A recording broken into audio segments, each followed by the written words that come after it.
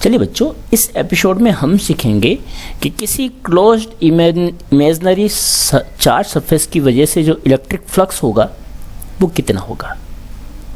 इसे फाइंड किया था कार्ल्स फ्रेडरिक गॉस ने।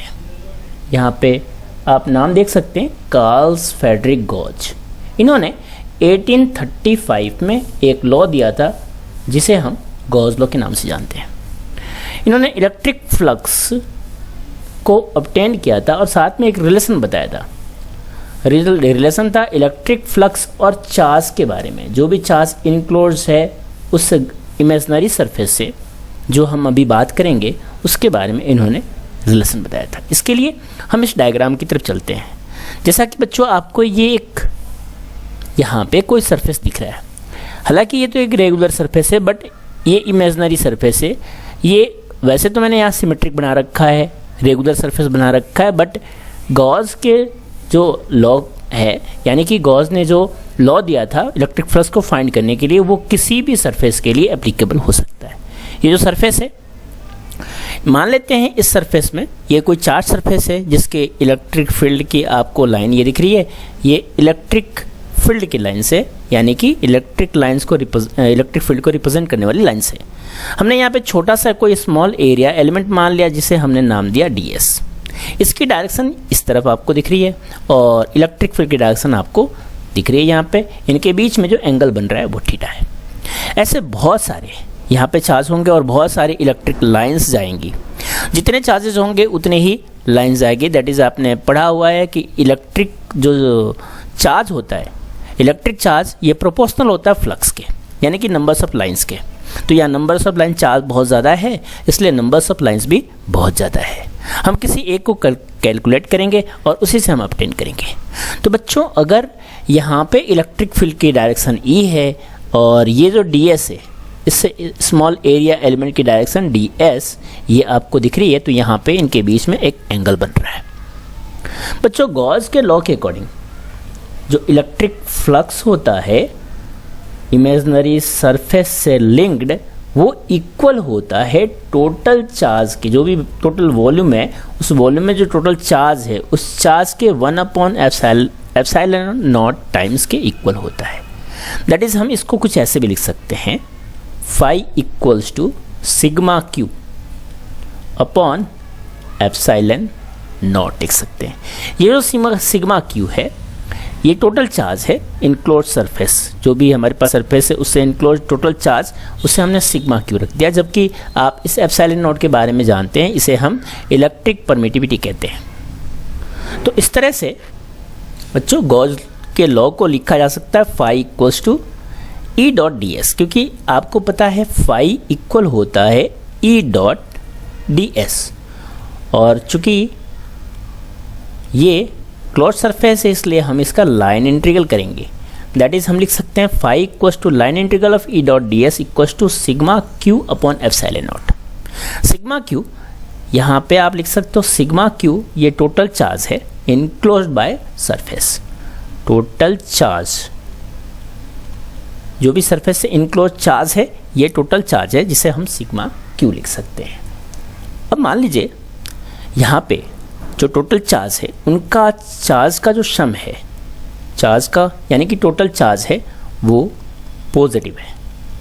अगर इनके अंदर, इस सरफेस के अंदर टोटल चार्ज पॉजिटिव है तो आपको ये मान के चलना है कि पॉजिटिव चार्ज होने की वजह से जो भी इलेक्ट्रिक फ्लक्स हो वो इस सरफेस से बाहर की तरफ होगा। यानी कि आप कह सकते हैं इस सरफेस से बाहर की तरफ होगा। और अगर इनका सम नेगेटिव आ जाए तो हम कह सकते हैं इलेक्ट्रिक फ्लक्स जो होगा वो इस सरफेस के अंदर की तरफ होगा। और आपको एक बात और ध्यान रखनी है, अगर टोटल चार्ज का सम ज़ीरो हो जाए। ज़ीरो कब होगा? जब कोई बॉडी न्यूट्रल हो।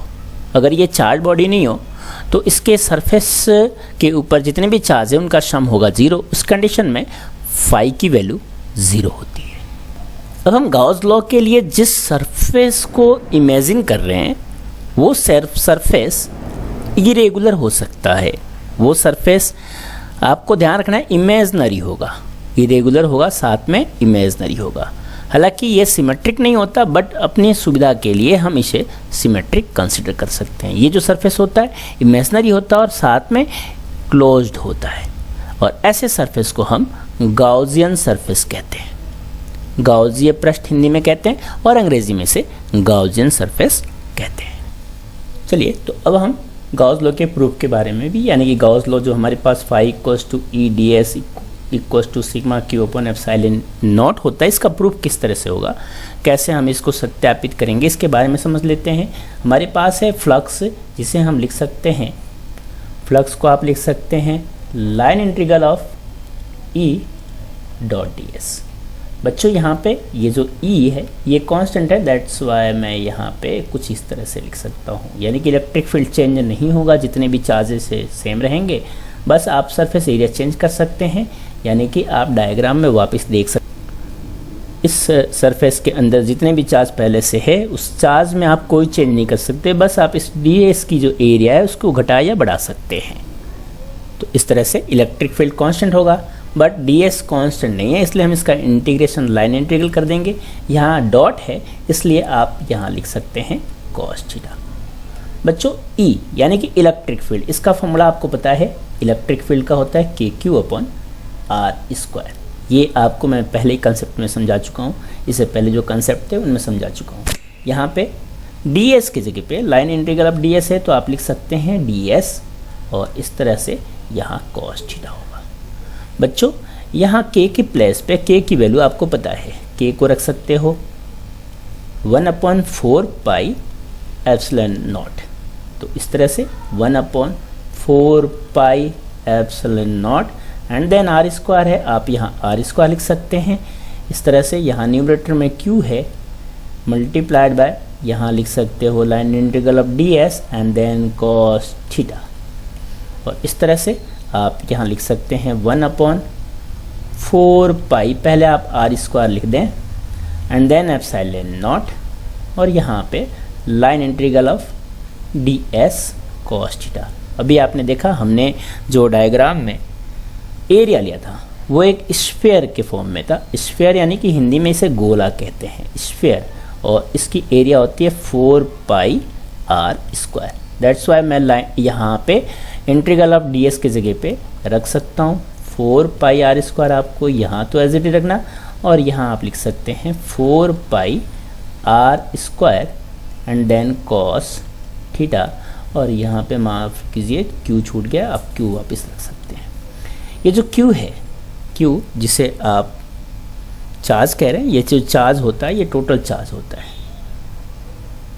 तो इस तरह से आप यहाँ लिख सकते हैं 4 pi r², 4 pi r² cancel out हो जाएंगे, और इस तरह से बचेगा q upon epsilon not cos theta. यहाँ जो q है वो टोटल चार्ज है, टोटल चार्ज है, इसलिए मैं इस q के जगह पे सिग्मा q लिख सकता हूँ। तो इस तरह से हमारे पास phi की वैल्यू आ जाएगी sigma q upon epsilon not cos theta. अगर आपको phi मैक्सिमम निकालनी है तो मैक्सिमम आपको पता है थीटा = 0 डिग्री पे cos थीटा की वैल्यू मैक्सिमम होती है, और phi मैक्सिमम होगी sigma q upon epsilon not के इक्वल। यहाँ जो सिग्मा q है इसका मतलब आपको समझ में आ गया, ये टोटल चार्ज है सरफेस के ऊपर। तो इस तरह से जो गॉस लॉ है वो वेरीफाइड हो गया, गॉस लॉ प्रूव्ड हो गया। तो इस तरह से आपको गॉस लॉ इजीली समझ में आ गया होगा। अब हम अगले वीडियो में इसके एप्लीकेशंस के बारे में पढ़ेंगे, तब तक बने रहिए। Thank you so much.